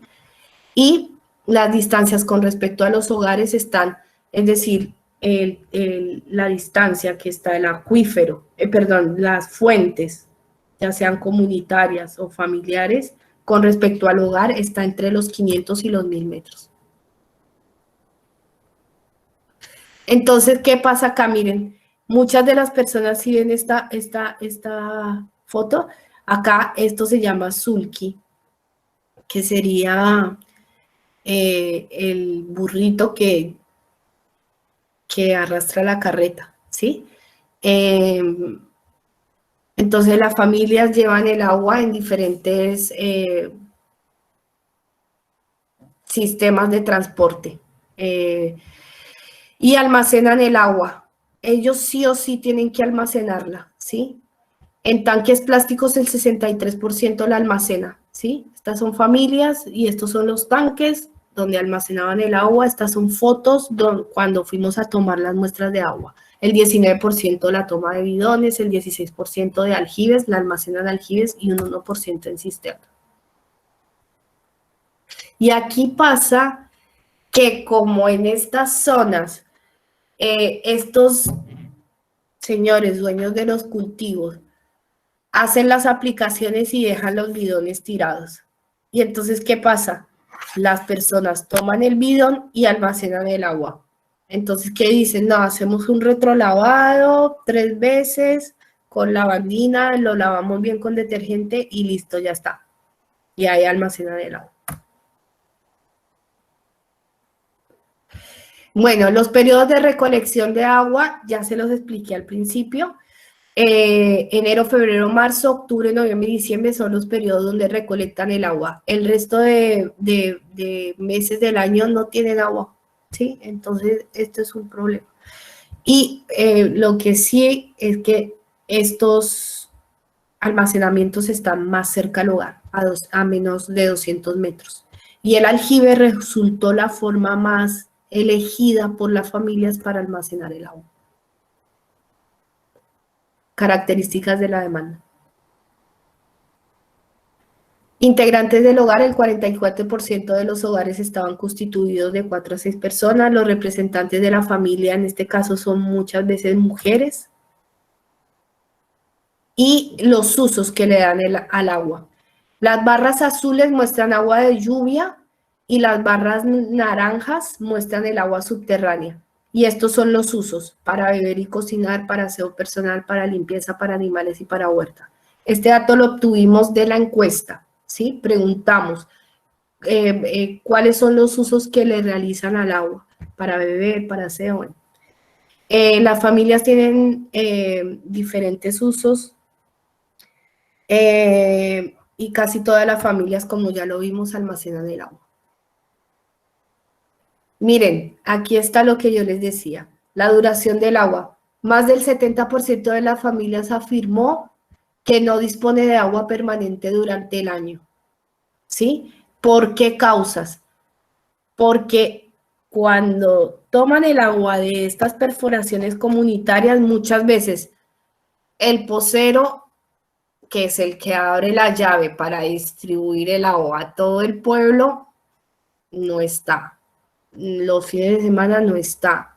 En verano, como aumenta la demanda de agua, es decir, todos abren la llave para almacenar agua, pues disminuye la presión y hay mayor demanda, entonces por eso no hay agua. O en estas zonas no dejan la llave abierta todo el día, solamente hay agua por horas, a la mañana o a la tarde, ¿sí? Si hay cortes de luz, tampoco tienen agua. Si se dañó la motobomba, no tienen agua, ¿sí? Entonces esto depende de muchas variables, esta duración. En cuanto al agua de lluvia, más del 93% informó que el agua no les alcanza para todo el año. ¿Por qué? Porque no tienen almacenamientos que puedan almacenar agua para todo el año, ¿sí? Y también por la insuficiencia de las precipitaciones, que lo vimos con el cruce de los datos meteorológicos. Las alternativas de infraestructura igual, aquí a diferencia del Chaco, tienen 180 días secos, o sea, 6 meses, de mayo a junio, que no tienen capacidad para almacenar el agua. Entonces, el almacenamiento que se construya, si bien el caso del aljibe tiene que ser mayor, tiene que ser un almacenamiento que pueda llegar a almacenar 19.800 litros. Y la superficie que se necesita para almacenar esa agua, es decir, la superficie de captación, o sea, el techo para almacenar el agua, tiene que tener como mínimo 43 metros cuadrados. En cuanto al análisis de la calidad del agua, se tomó muestras a 50 familias, se realizó igual un diagnóstico participativo, se tomaron 237 muestras de agua, 95 en la temporada húmeda y 142 en la temporada seca, para hacer análisis microbiológico, físico-químico y de plaguicidas. ¿Y cuáles fueron estos resultados? Como les dije, no les voy a mostrar todos porque se me alarga mucho la presentación, pero sí los principales: sólidos disueltos totales, por ejemplo. Acá la norma nos propone estos límites, ¿sí? Máximo 1.500 miligramos sobre litro, si está por encima se pasa. Y bueno, encontramos que en la temporada seca tenemos el agua es inaceptable, ¿sí? Y se encontró una correlación entre la profundidad y los sólidos disueltos totales. En cuanto al arsénico, fíjense que acá tenemos en la temporada seca contaminación por arsénico en el 57% de los casos, y en temporada húmeda el 70% del agua no cumple. Y acá encontramos también una correlación con nitritos. En cuanto a plaguicidas, sí, hacen aplicación. Las personas perciben que siempre hacen aplicación. La aplicación más usual es a través de avioneta y maquinaria agrícola. Se encontraron en todas las muestras 33 plaguicidas, entre herbicidas, insecticidas, fungicidas y metabolitos de descomposición. En agua de lluvia se encontraron 26 plaguicidas de los 43 estudiados, y en agua subterránea 33 plaguicidas. Esta sería la frecuencia de aparición. Para agua de lluvia se encontraron 5 plaguicidas que superan esta frecuencia de aparición. Y las concentraciones que superan estos límites, se encontraron 5 plaguicidas en 2 temporadas que no cumplen con lo establecido por la Comunidad Económica Europea en distancias menores de los 200 metros. Y en el agua subterránea, fíjense que aquí encontramos solo uno que superó esta frecuencia de aparición, Y esto puede deberse a la profundidad del agua a la que se encontraron estos plaguicidas. Los que no superan este límite, 4 plaguicidas no cumplen con los límites propuestos. Encontramos presencia de glifosato y AMPA, que se presentaron tanto en perforaciones que oscilaban los 170 y los 264 metros a distancias entre los 50 y los 200 metros con respecto a los cultivos extensivos. Entonces, esto quiere decir que inclusive los plaguicidas pueden llegar a estas profundidades, o también puede ser porque la perforación está rota, entonces el plaguicida puede infiltrarse a través de la perforación. A nivel microbiológico encontramos coliformes totales en el 75% de los casos, Escherichia coli en el 50%, mesófilas aerobias en el 75% y pseudomonas en el 17%. Y en agua subterránea encontramos coliformes en el 72%, Escherichia coli en el 41%, en mesófilas aerobias en el 72% y pseudomona en el 26% de los casos. Eso en cuanto a calidad del agua. Ahora, en términos de la percepción, ¿se acuerdan que hablábamos de cómo la gente percibe la contaminación del agua? Entonces,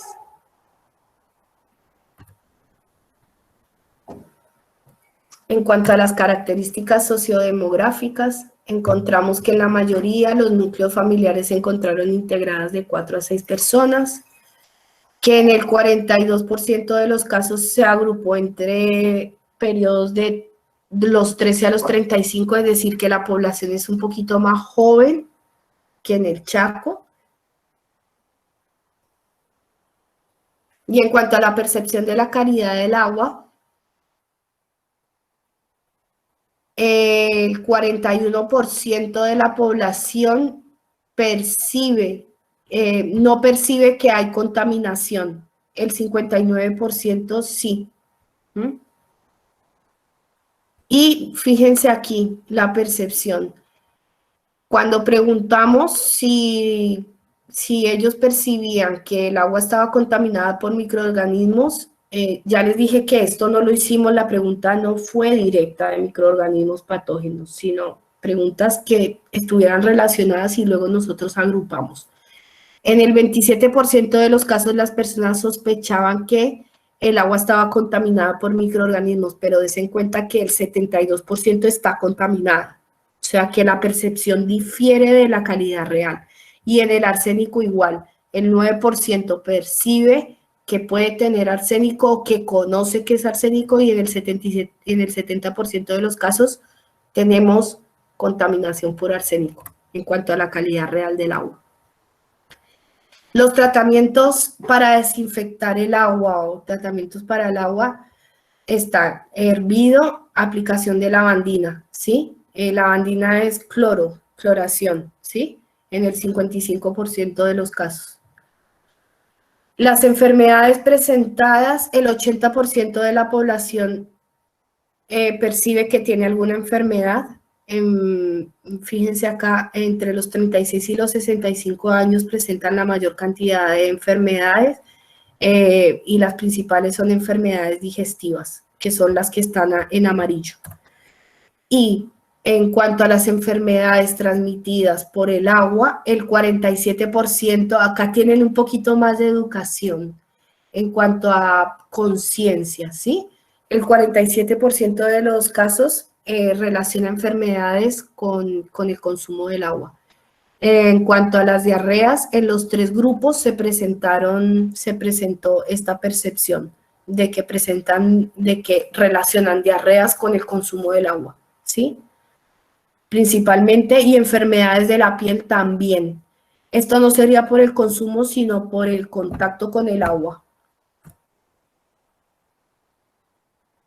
Entonces, en cuanto a las conclusiones finales, que tienen que ver con la gestión para zonas rurales. Y aquí ya vamos a empezar a agrupar todo esto que aprendimos. Bueno, bueno, investigamos, tenemos un montón de datos y ahora, ¿qué hacemos? Bueno, entonces el qué hacemos lo vamos a ver qué fue lo que hicimos nosotros. Entonces, la gestión del agua en zonas rurales no es algo que se realice y que se implemente mucho, sobre todo porque los gobiernos consideran que en zonas rurales hay menor cantidad de gente, entonces como que la atención no está puesta ahí, ¿sí? Pero sí hay recomendaciones en bibliografía que nos dicen que la gestión para estas zonas tiene que ser una gestión participativa, ¿sí? En donde se involucren diferentes aspectos que tengan que ver con la investigación, si se hace una investigación que sea participativa, como la que hicimos, interviniendo, preguntando, incluyendo diferentes actores, ¿sí? Tiene que cruzarse salud pública, ¿por qué? Porque tiene que ver con la parte de vigilancia epidemiológica, porque el agua está generando un problema de salud pública, ¿sí? Si el agua está contaminada. Que los datos se divulguen y que también haya participación del Estado, de ONGs y de diferentes actores. La investigación que nosotros hicimos fue una investigación que permitió obtener un diagnóstico y que nos permite también tener una información. Y esa información, ¿a quién contribuye? A la salud pública. Entonces tenemos que integrar al hospital también, ¿sí? Tenemos que divulgar esa información. Y tenemos que también buscar que el Estado, que ONGs, que diferentes instituciones trabajen para las soluciones, ¿sí? Esto no lo podemos hacer solos. Yo no lo puedo hacer sola como Jenny, ni como Fundación Aguas. Tenemos que hacerlo todos en conjunto, ¿sí? Bueno. Entonces, aquí les voy a hacer un resumen por cada uno de los aspectos que investigamos y cuáles serían esas estrategias, ¿sí? Entonces, fíjense que las condiciones de Chaco y de Santiago, en el Chaco las condiciones son menos extremas y en Santiago del Estero son más extremas, las condiciones de aridez y semiaridez, es decir, más extremas es que no tienen tanta agua como en Chaco, digamos. En cuanto a la demanda, en Chaco se subestima la cantidad de agua, es decir, que no tienen tanta conciencia de cuánta agua están usando, ¿sí? Entonces necesitamos que haya que las familias tengan un mayor control sobre el agua que usan, mayor cuidado del agua. Y en Santiago sí tienen un conocimiento un poco más sobre la cantidad de agua que utilizan. Entonces, ¿cuál es la recomendación? Se requiere atención por parte de las autoridades gubernamentales, ONGs, instituciones, para que haya una adecuada gestión de este recurso, porque se está vulnerando un servicio primordial. Y recuerden ustedes que el agua es un derecho, así que aquí tienen que estar todas integrado el municipio y el Estado. Y podemos también buscar cómo desde diferentes actores pueden contribuir a capacitar a la comunidad, ¿sí? A través de diferentes programas de educación. En cuanto a la demanda, ¿se acuerdan que en el Chaco había un acuífero libre y en Santiago del Estero teníamos acuíferos confinados y semiconfinados? Que en el Chaco obtienen el agua de pozos calzados, ¿sí? Y en Santiago de perforaciones, que serían las más profundas. Entonces, en Chaco hay menos almacenamiento y en Santiago del Estero hay más almacenamiento porque no tienen tanta disponibilidad del agua. Entonces, esto a nivel de gestión nos llama la atención porque la idea sería ampliar la cobertura, ampliar con programas que permitan ampliar estas construcciones, por ejemplo, sobre todo para Santiago del Estero, que no tienen tanta capacidad de almacenamiento, ¿sí? Y esto se tiene que hacer en presencia de organismos como Estado, ONGs, instituciones o empresas. Bueno, con la percepción ¿Qué pasa en la percepción? Chaco y Santiago del Estero, bueno, tenemos una composición del núcleo familiar muy similar.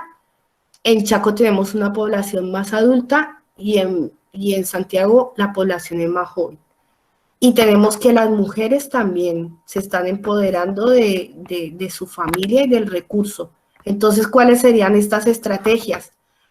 Bueno, tenemos que hacer estrategias de educación para población adulta, por un lado, que sería en Chaco, y estrategias de educación para Santiago del Estero, que la población es más joven. Y tenemos que tener en cuenta a la mujer como gestora del agua.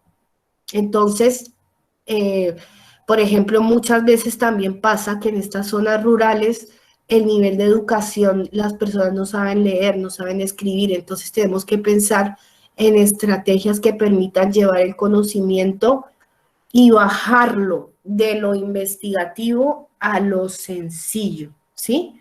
Entonces, esto son dos cosas y son dos mundos diferentes, ¿sí? Incluyendo siempre a la identidad de género, a la mujer como empoderada.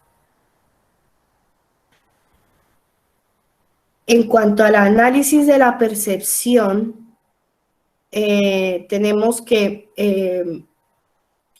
mayor contaminación por microorganismos, que perciben que hay mayor contaminación por microorganismos, que en Chaco realizan el filtrado, que en Santiago del Estero tenemos contaminación por plaguicidas y no realizan ningún tratamiento al agua, que tenemos una expansión de la frontera agrícola. Arsénico tenemos en los dos casos, pulverizaciones, es decir, aplicación de plaguicidas en los dos casos y muy cercanos a estos centros urbanos o a las escuelas o a los colegios y a las casas de las personas. Encontramos que la gente percibe que se enferma, y fíjense que acá hay un dato que llama la atención, porque posiblemente hay enfermedades, pero las personas en Chaco no identifican las enfermedades como enfermedad. Y ese dato llama mucho la atención porque solo el 30% dice que está enfermo. Y sobre todo en edades donde se supone que debería haber muchas más enfermedades. Porque lo que yo pude analizar es que no perciben la enfermedad como enfermedad. Y en Santiago del Estero sí confiesan que tienen o que padecen más enfermedad, que las principales son dermatológicas, visuales, diabetes y reumatológicas. Y en Santiago del Estero tenemos las principales respiratorias, dermatológicas, cardiovasculares y renales. Miren, en Chaco solamente el 7% relaciona las enfermedades que padecen con el consumo del agua. Y en Santiago del Estero lo relacionan mucho más. Y saben que otra de las percepciones que yo me llevo es que en Santiago del Estero tienen puestos de salud y el agente sanitario está más cerquita de las familias. Entonces yo creo que eso tiene que ver con esta diferencia de porcentaje, ¿sí?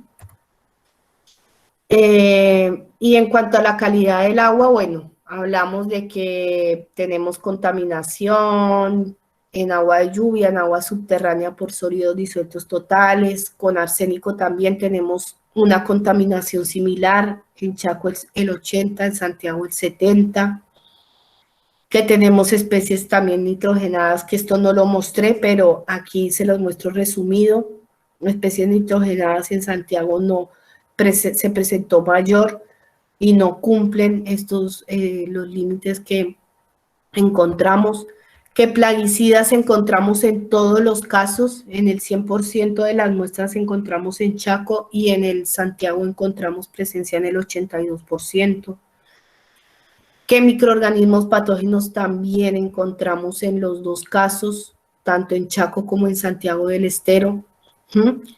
Entonces esto hace que haya unas estrategias. Primero, socializar los resultados.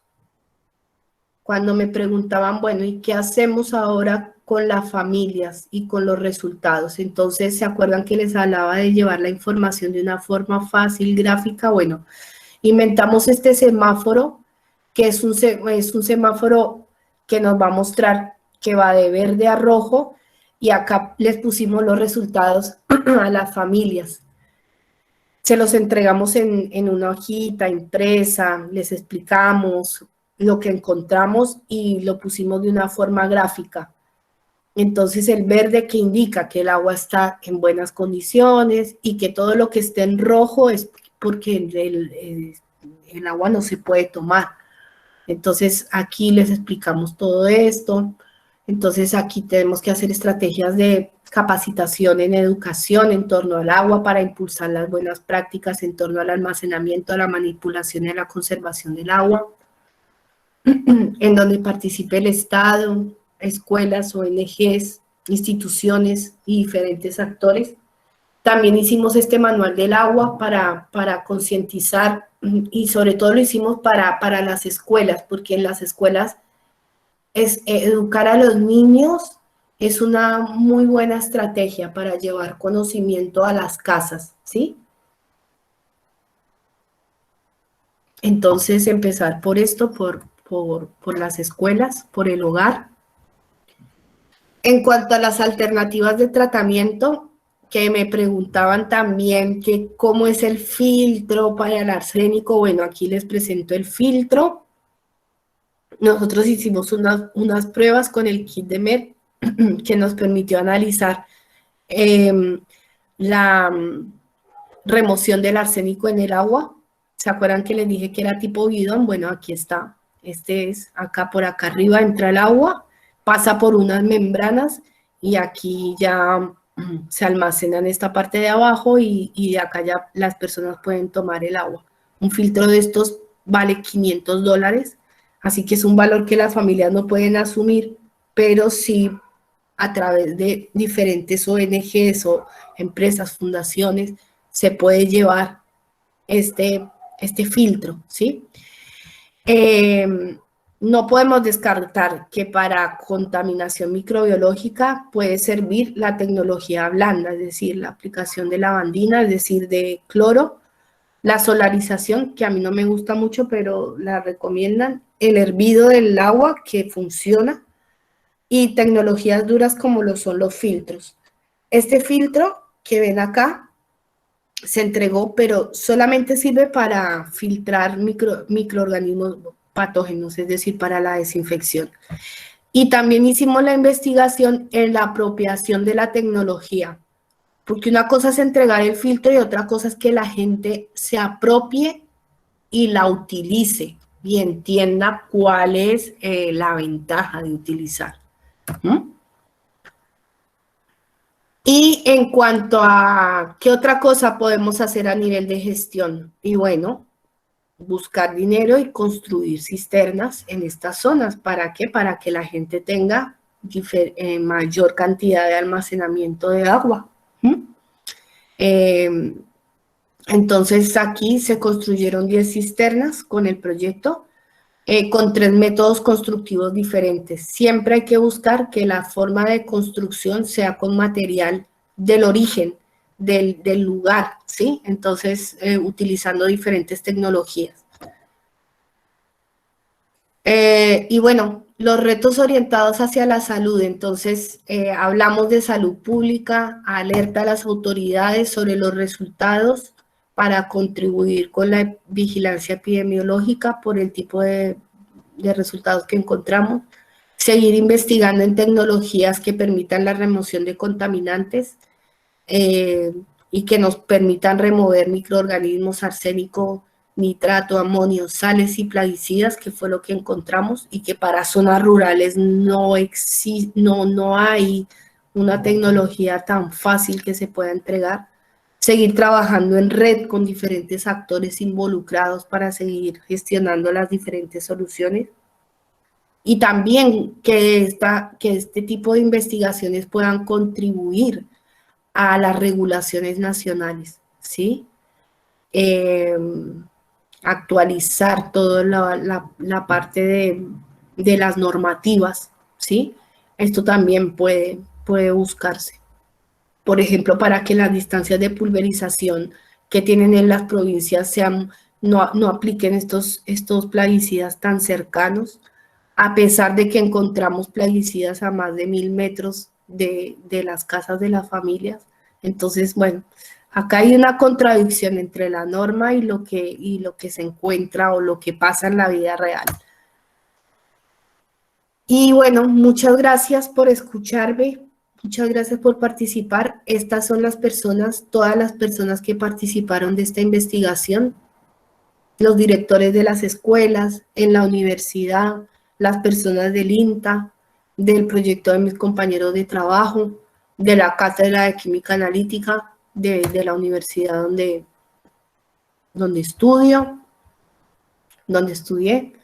y bueno, todas las personas que contribuyeron, a Felipe que nos financió todo esto, y mis directoras de tesis, Silvana y Virginia, y bueno, a las 108 familias que participaron, y a ustedes por escucharnos. Muchas gracias.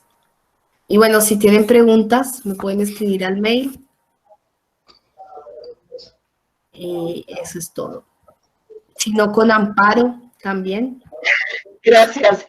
Janine, ya alcanzamos 5 minutitos para las últimas preguntas o yo quería, Amparito, discúlpame, yo quiero aprovechar la oportunidad de saludar a Janine. Un abrazo grande. Hola, Germán.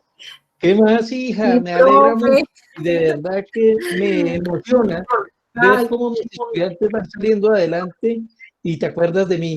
¡Qué sí, rico! Me acuerdo, profe, sí. ¿Cómo no? Bueno, China linda, me alegra mucho y sé que su merced va a llegar muy lejos. Muchas gracias. La verdad que te felicito porque es una investigación que deja, fíjate que nos abren nuevos espacios y lógicamente abre las puertas para nuevas investigaciones. Es muy interesante por el nivel de repercusión que tiene y no solamente para Argentina, sino para el mundo entero. Considero que en muchas regiones y especialmente aquí en nuestro país estamos viviendo una situación similar.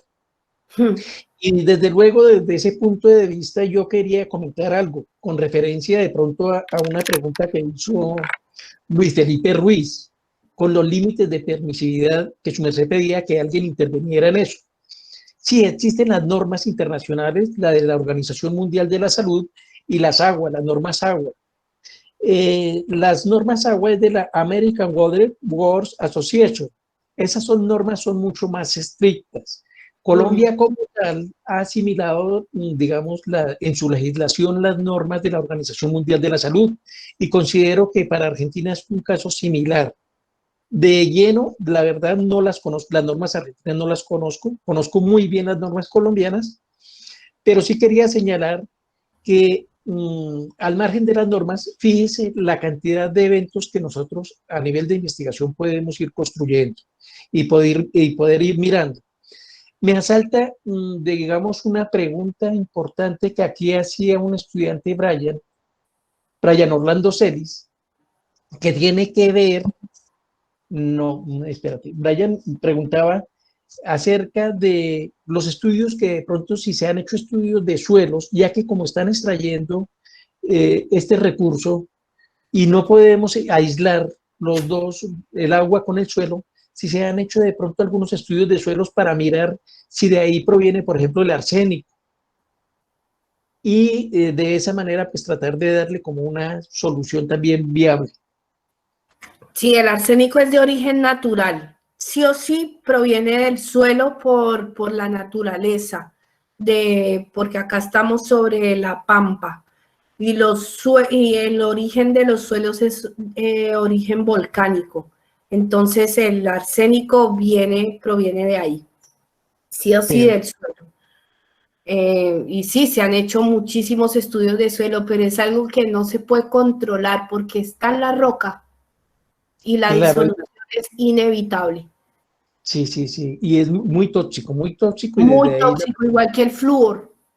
Correcto. En concentraciones muy altas. Sí, es un metaloide el arsénico.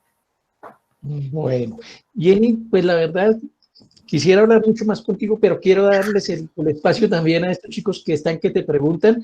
De verdad que un abrazo muy grande y éxitos. Mil bendiciones. Muchas gracias, Germán. Una alegría verte, una alegría. Gracias, igualmente. Bueno, chicos, a ver, anímense. En el aquí hay un montón de acumuladas. Empecemos. Michelle dice, la investigación está enfocada en agua potable para estas poblaciones debido a que no tienen un acceso con redes y asimismo supongo que no tienen sistemas para eliminar las aguas servidas de cada hogar. En algún momento tuvieron en cuenta que la contaminación microbiológica de los acuíferos fuera por esta misma razón o estuviera relacionada, o tuviera alguna relación. Sí, estuvimos relacionando sobre todo con la presencia de pozos negros, lo que llamamos, sí, el pozo séptico o pozo negro, que es mucho más coloquial. Y lo relacionamos, pero con respecto a la distancia a la perforación. Eso fue lo que hicimos. Solamente con la distancia del pozo al pozo negro. Y con el estado del pozo, de la perforación. Si estaba roto o alguna característica que percibiera la familia. Porque sí puede haber infiltración de este material al acuífero. Sí. Bueno, Angie Lorena, buenas noches. Me gustaría saber, en el tratamiento de aguas que se realiza mediante osmosis inversa, ¿cuánto es el tiempo óptimo de uso? ¿El tiempo de qué? De uso. El tiempo óptimo de uso, dice. ¿De la planta de tratamiento o de...? Sí, de la planta de tratamiento. Mira, yo lo que tengo entendido, nosotros no trabajamos con plantas de ósmosis inversa, pero yo te puedo contar qué vimos ahí en esta zona cuando fuimos a encuestar. Le mostré la fotografía de la planta y resulta que estaba la planta funcionando y por ejemplo, el agua tiene mucha cantidad de sales, las membranas se tapan y hay que reemplazarlas. Entonces esa planta era una planta casi nueva, llevaba funcionando 2 años y como no tenían para cambiar la membrana, estaba sin funcionar. Eso por un lado. Y por otro lado, la red de distribución, no había red desde ahí hasta el poblado, hasta la casa más lejana. Entonces la mitad del pueblo tomaba el agua de la planta y la otra mitad tenía que seguir tomando agua de lluvia o pidiendo que el camión cisterna les lleve el agua a la zona. Es lo que te puedo decir que experimentamos porque yo no trabajo con plantas de ósmosis inversa. Gabriela, ¿qué acciones son necesarias para establecer una visión regional compartida sobre la gobernanza de las aguas? Opa. Yo creo que tiene que ver con todo lo que les mostré de la gestión.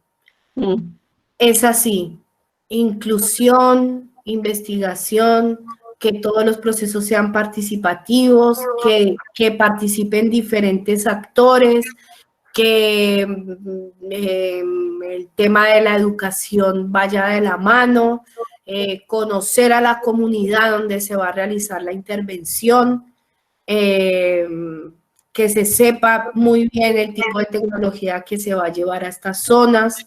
Y yo creo que todo esto contribuye para que la gobernanza del agua en zonas rurales sea mucho más eficiente, digamos. Sí, me parece bueno. Dylan Buitrago dice, el metabolito que se encuentra acá es que se haga riego de glifosato. ¿Perdón? Dice, el metabolito donde se encuentra cada vez que se haga el riego de glifosato. Sí, siempre, y esos se hicieron estudios en el suelo. Una vez se aplica el glifosato, más o menos el comportamiento es que una vez se aplica el glifosato, 6 meses después el glifosato se va descomponiendo y se forma este metabolito de descomposición que se llamaría AMPA. Estos fueron estudios que se hicieron en el suelo en diferentes capas de profundidad, diferentes horizontes, digámoslo. Laura Vanessa Pavón dice, me preguntaba la dirección a la percepción que tuvo la población frente a este proyecto.